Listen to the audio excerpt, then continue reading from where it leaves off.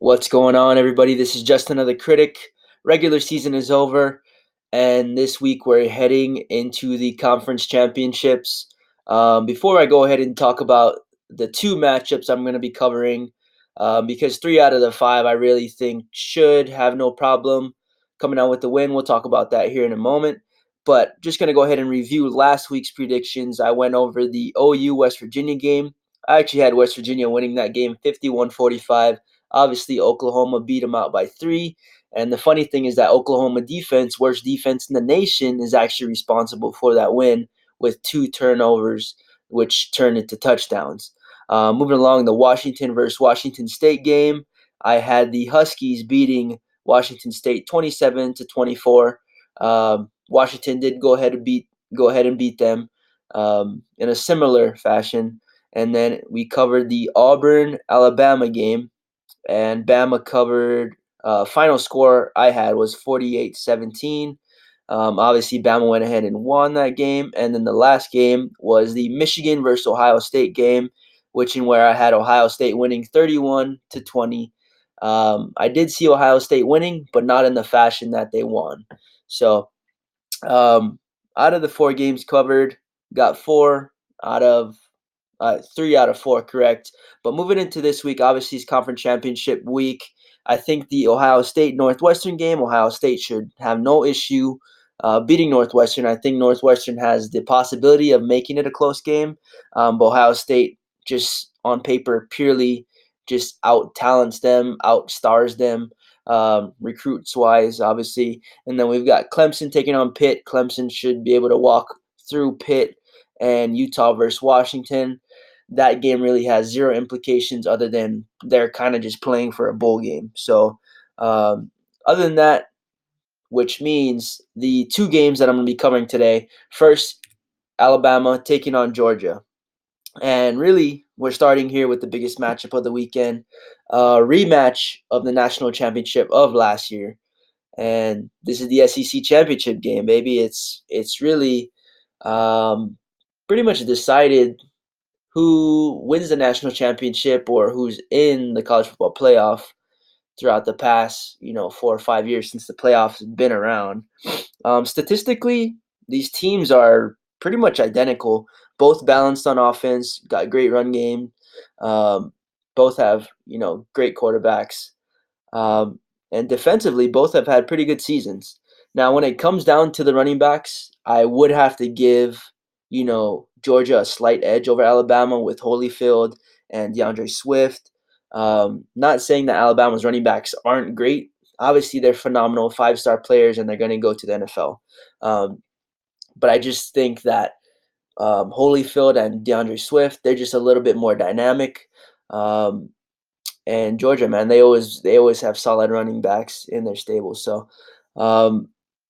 defensively, I would have to give Bama a slight edge over Georgia. That's just because up front they're just complete animals.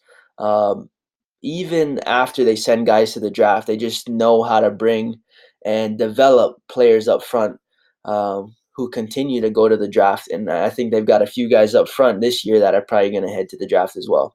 Now, obviously, in the most important position on the field, the quarterback position, the majority, including myself, would have to give the edge to Alabama with, Tua Tagovailoa.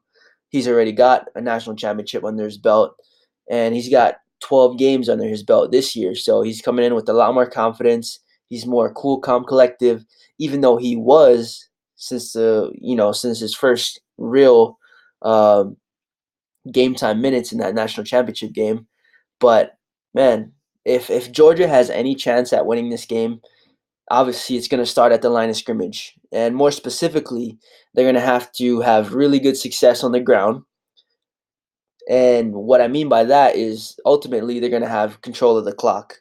And the key is really going to be churning out 6 to 8 minute drives. And if they try to get into a shootout with Alabama, that game plan is just going to send them on their way out of the college football playoffs. So basically what I'm saying here is they can control the clock, milk the clock, turn their drives into 6 to 8 minute drives, and turn this into one of those games that is not high scoring. It's slow and it's methodical drives. that's where I see them having success if they have a chance at winning this game. But like I said, if they try and get into a shootout with Alabama, Alabama just has so much firepower. Not saying that Alabama doesn't. I'm just saying that's kind of been Alabama's MO this year. They can put up the points, um, but if Georgia can slow down the tempo, slow down the game, keep Bama's defense on the field and tire them out, I think that's going to be their best opportunity winning this game. Um, but ultimately, I believe Alabama's offense is nearly unstoppable. Of course, there's going to be moments of opportunity for Georgia to slow down Alabama, to turn, basically force some turnovers from Alabama, because Tua is a great quarterback, but he's not perfect.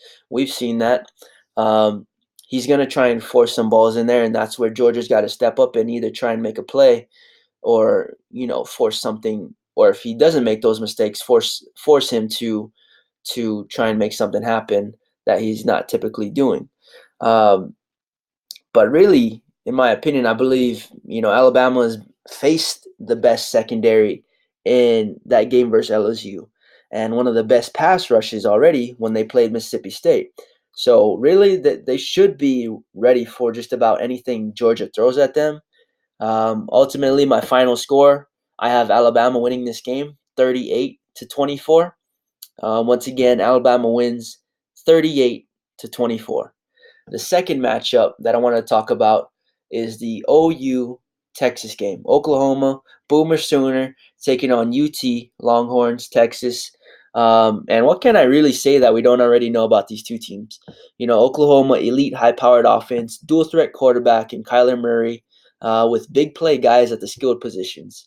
However, the flip side is that they also have the worst defense in the Power Five, really. Texas, on the other hand, has been good on offense with Sam Ehlinger leading the way.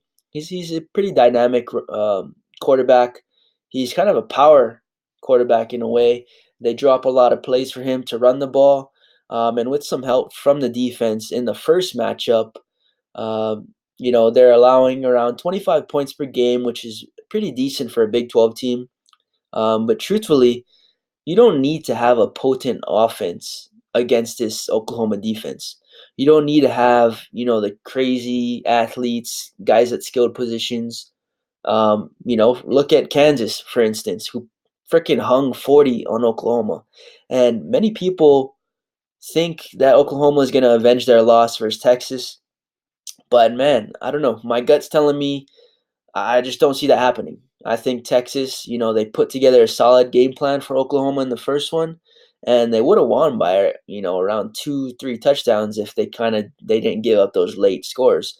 And really, I think this game's going to come down to defense. And what I've seen on a week-to-week basis is that Oklahoma just can't figure it out on defense, and I have to choose the better defense in this matchup. So, my final score, Texas wins 45-38. Texas wins 45-38. And in that case, that would obviously kick Oklahoma out of the college football playoff, fourth spot, which would likely either push Ohio State into that spot, depending on how Georgia loses to Alabama. If they lose, there's a whole lot of chaos that can happen. But really, the crazy thing is if UCF wins in convincing fashion, it could really make things interesting depending on how the other games go. If Oklahoma loses, they would be out. Ohio State has the possibility of losing, they would be out. And that would force a possibility of an open spot for a team like UCF. Obviously, it's unlikely because they lost Mackenzie Milton, but that would be one interesting thing to see how the committee would handle that in that situation. With that being said, guys, I appreciate you guys watching. I appreciate you tuning in. If you're on my podcast, this is Just Another Critic. If you have a comment, if I missed something, drop it in the comments. Hit me up on Twitter, whatever it may be. Always love hearing from you guys. But with that being said, this is Just Another Critic signing off. You guys have a great rest of your day. Peace.